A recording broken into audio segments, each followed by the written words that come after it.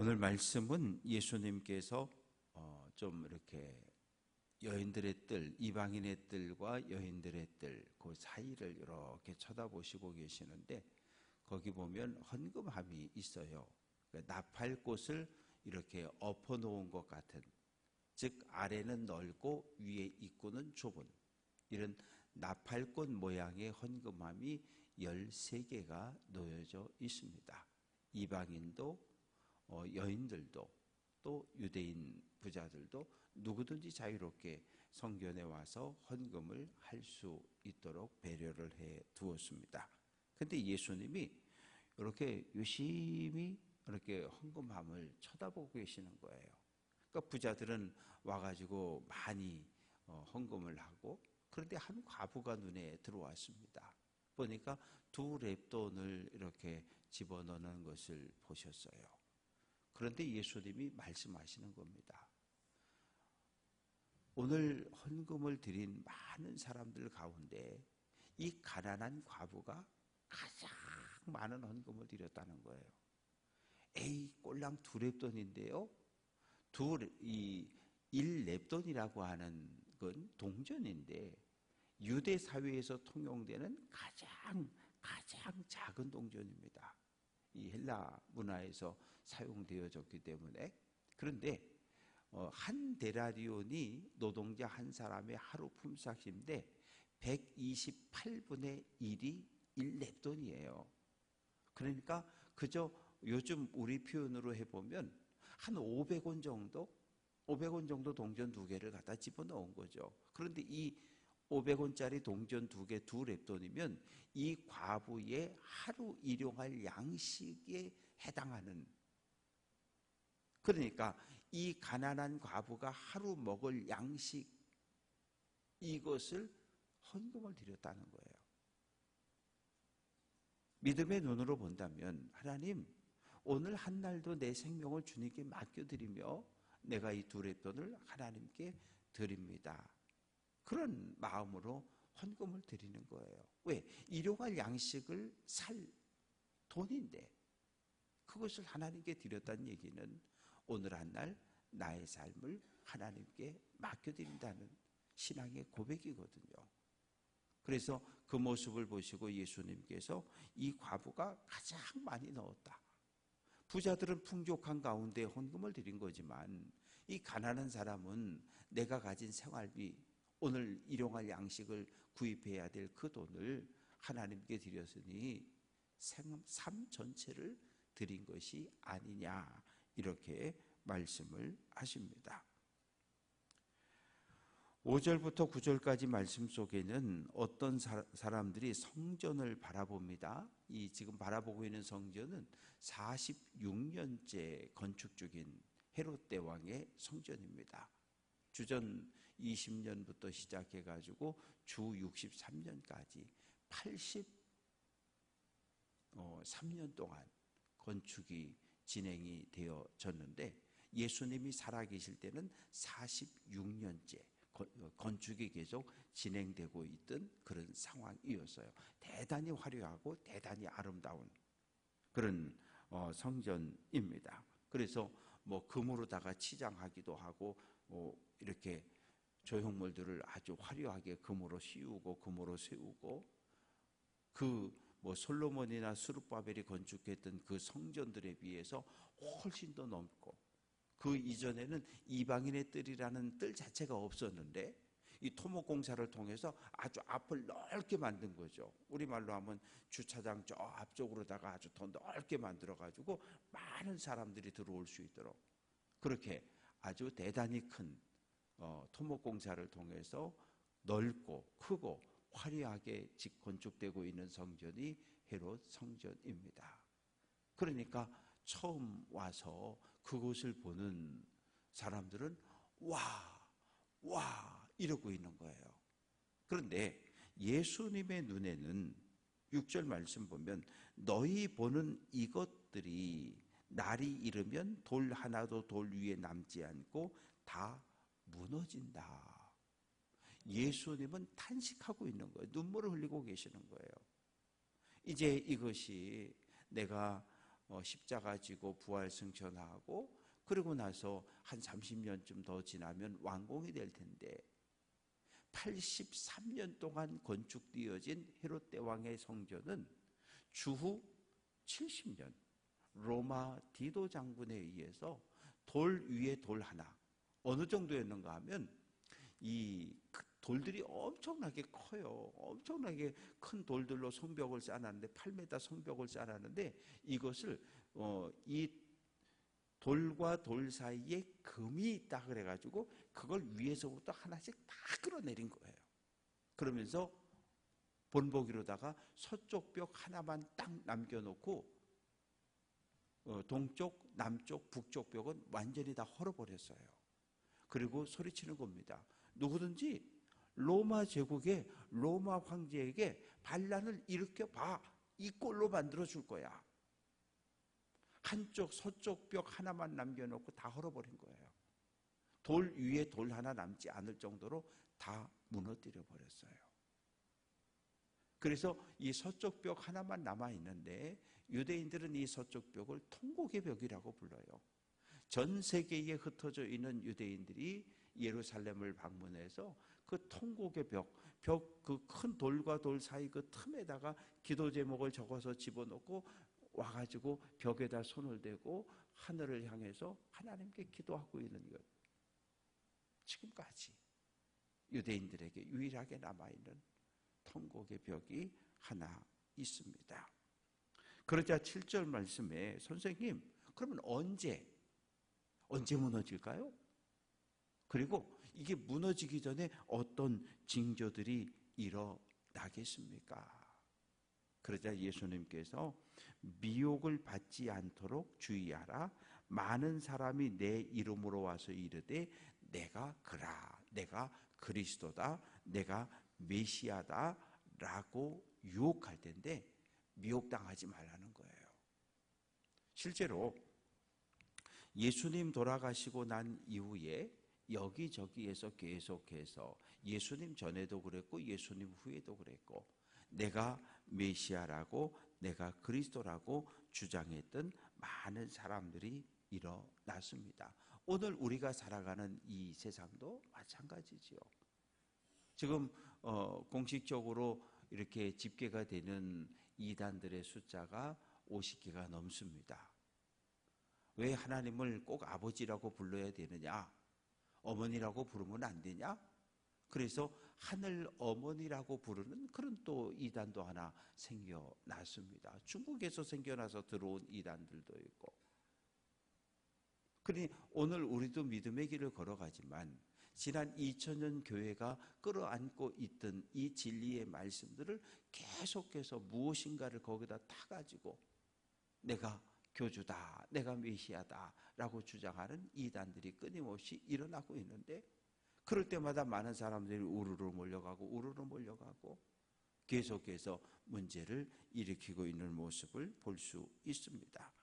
그러자 예수님께서 믿지 말라는 거예요. 따라가지 말라는 거예요. 내가 메시아다, 내가 가까이 왔다 그렇게 주장을 해요. 그러나 따라가지 말라는 거예요. 너희를 계속해서 유혹하고 미혹하는 이단과 거짓 교사들이 있는데 마음을 빼앗기지 말고 따르지 말아라. 그러면서 9절에 난리와 소요의 소문을 들을 때에 두려워하지 말라. 이 일이 먼저 있어야 돼. 끝은 곧 되지 아니하리라. 그래서 인류 역사 속에 큰 전쟁들이 많이 있었잖아요. 1차 세계대전, 2차 세계대전 수천만 명이 죽습니다. 우리 대한민국이 좁은 땅에도 공산주의와 민주주의가 나뉘어서 3년 동안 전쟁이 일어났고 이 작은 땅에서도 수백만의 사람들이 죽었어요. 이런 전쟁이 일어날 때마다 어떤 메시아가 가까이 왔다, 종말이 임박했다고 그렇게 이야기했던 이단들이 끝없이 있었습니다. 그리고 또 오늘날은 어떻습니까? 10절 말씀 보면 민족이 민족을, 나라가 나라를 대적하여 일어나겠고 러시아가 우크라이나를 침공하고 하마스가 이스라엘이 하마스를 서로 죽고 죽이는 전쟁이 지금 수년째 계속되고 있습니다. 그뿐입니까? 11절 지진과 기근과 전염병이 있겠고, 오늘 우리 이 시대의 가장 심각한 것 가운데 하나가 기후로 인한 재앙입니다. 인도 같은 경우도 이 온도가 50도를 치솟아 넘어가고 있고, 지금 전 세계적으로 이 기후재앙으로 인해서 어마어마한 이 자연 재해들이 계속해서 일어나고 있어요.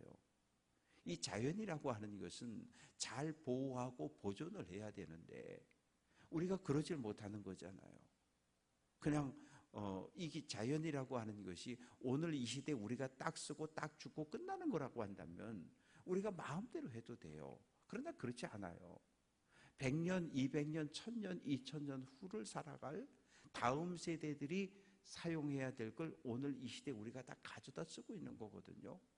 그러면 자연에게 이렇게 우리가 보호와 보존을 하지 못하고 파괴하고 자꾸 온갖 오염물과 쓰레기들을 버려놓으면 어떻게 되겠어요?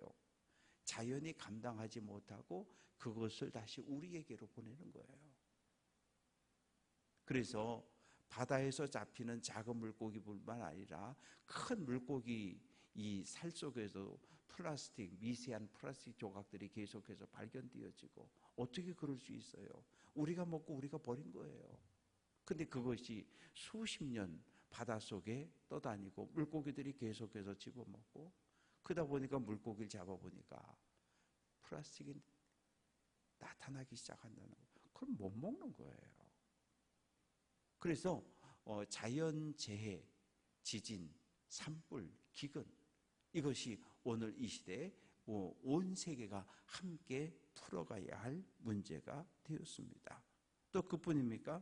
12절 말씀 보면 이 복음은 전파되어져야 하는데, 복음이 전파되어지는 곳마다 환영받는 것이 아니라 복음이 들어가는 곳마다 박해가 있고 탄압이 있고 선교사들이 쫓겨나고 순교를 당하는 이런 일들이 오늘날 이 시대에 계속해서 일어나고 있습니다. 그래서 누가복음이 기록되어졌던 주 80년대 로마 제국 시대뿐만 아니라 오늘 이 시대, 우리가 살아가고 있는 21세기 이 시대에도 여전히 복음이 전파되는 것이 환영받지 못하고 있음을 볼 수 있습니다. 이 동남아뿐만 아니라 왜? 이 복음이라고 하는 건 천하를 어지럽게 하는 거거든요. 복음이 조선사회에 들어왔을 때 조선사회는 유교라고 하는 종교가 자리를 잡고 있었고, 사람은 태어나면서부터 왕의 씨앗이 있고 저 천한 것들이 있고 사람을 이렇게 등급을 나누는 사회가 우리 조선사회였어요. 근데 복음이 들어오니까 어떤 일들이 벌어집니까? 주인도 양반도 쌍놈도 천민도 상인도 모두 하나님의 형상을 가진 소중한 존재들입니다. 하나님의 귀한 형상을 가진 하나님의 백성들입니다. 이 말씀 한 구절을 조선사회가 감당하지 못한 거예요. 그래서 교회를 박해하고 성도를 잡아 죽이는 이런 일들이, 조상들을 제사해야 되는데 우리는 하나님만 섬기니까 제사를 드리지 않겠습니다. 그래서 수많은 희생자가 나오고, 그래서 오늘 이 시대에도 여전히 복음이 전파는 되어지고 있지만 복음이 전파되는 곳마다 박해가 있고 탄압이 있는 것을 볼 수 있습니다. 그래서 13절 말씀 보면 이 일이 도리어 너희에게 증거가 되리라. 증거가 된다는 얘기는 복음을 전할 수 있는, 진리를 전할 수 있는 기회가 될 것이다. 그러니 너희는 이 박해를 당하고 어려움을 당할 때 뭐라고 변명하지? 뭐라고 말하지? 걱정하지 말라는 거예요. 걱정하지 말라는 거예요. 왜냐하면 15절 말씀 보면 내가 너희의 모든 대적이 능히 대항하거나 변박할 수 없는 구변과 지혜를 너희에게 주리라. 너희가 끌려가서 재판을 받고 심판을 당할 때에 너희가 해야 할 말을 너희 입에 넣어주겠다는 거예요. 그러니 어떤 일을 만나도, 어떤 고난과 어려움을 만나도 두려워하지 말고 걱정하지 말라고 말씀을 하십니다. 그러면서 16절 부모와 형제와 친척과 벗이 너희를 넘겨주어 너희 중에 몇을 죽이게 하겠고. 오늘 우리 사회에선 이런 일들이 지금은 거의 없습니다. 그러나 우리 사회도 복음이 들어오고 또 제사 문제라든지 여러 가지 문제로 인해서 충돌이 일어날 때는 부모 자식 간에도 싸움이 나고 형제들 사이에서도 싸움이 나고 부모님의 장례를 모시는 일 속에서도 형제들이 서로 종교가 달라서 다투고 싸우는 이런 모습들이 우리 사회에서도 있었고 지금도 그 모습들이 아직까지는 조금 남아있는 모습을 볼 수 있습니다. 그러나 2000년 전엔 더 심했다는 얘기예요. 왜? 로마 사회에서 에베소라고 하는 도시는 아데미 여신을 다 섬기는데 어제까지 아데미 신전에 가서 함께 절하고 함께 춤추고 함께 먹고 놀았는데 이제 교회 다닌다고 안 간다는 거예요. 그러면 가족들이, 친척들이, 친구들이 그냥 둡니까?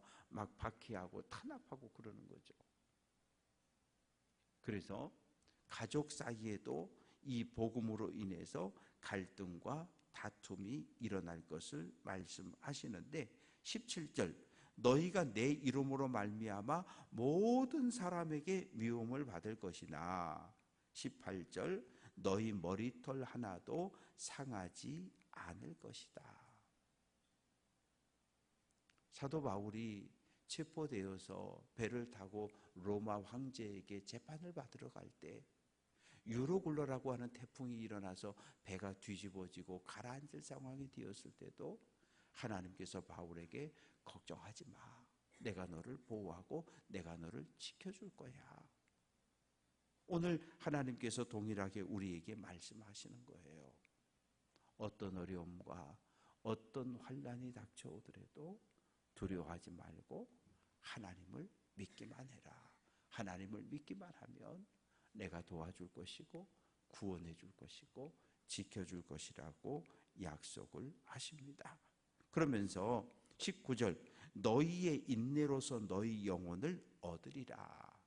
믿음이라고 하는 이 단어는 헬라어로 피스티스인데 같은 의미로 해석되어지는 단어가 신실함, 충성, 그리고 인내라고 하는 단어예요.